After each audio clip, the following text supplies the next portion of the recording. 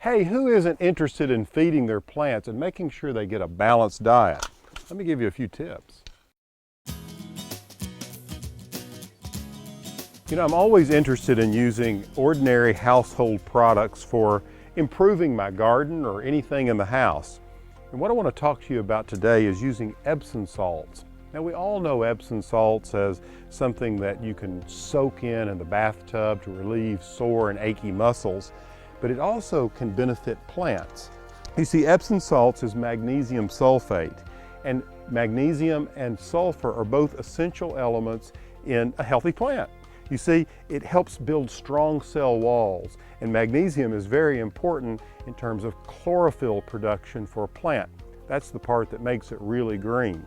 Now, what I'm going to do here is I'm going to give a boost to some of these little young phlox plants that I planted back in the early fall. They've rooted in nicely. I can see right here where they're planted, and I'm just going to take about a teaspoon of Epsom salts, and I'm just going to do a little circle like that around it. And with the rains that come, this element will soak in around those little roots. And here's a little balloon flower or platycodon. I like providing Epsom salts out in the garden to new plants that I've planted, also things that may need to improve their color. I may have hollies that are slightly yellow in color, or magnolias or camellias particularly benefit from it.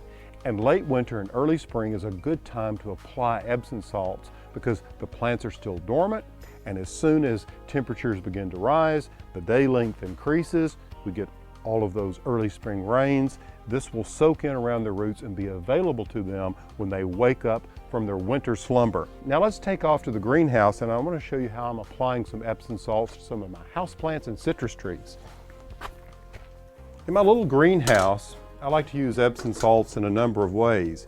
I take 2 tablespoons of Epsom salts to a gallon of water.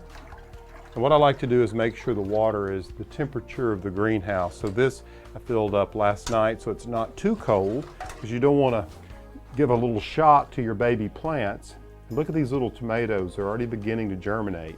Now the other thing I like to do is use Epsom salts in the same solution once a month with my houseplants.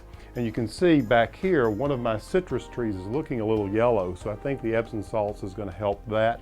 Hey, if you've used Epsom salts in your garden and gotten some great results, I'd love to hear from you. Tell a friend about our segments, and make sure you subscribe to ehowhome.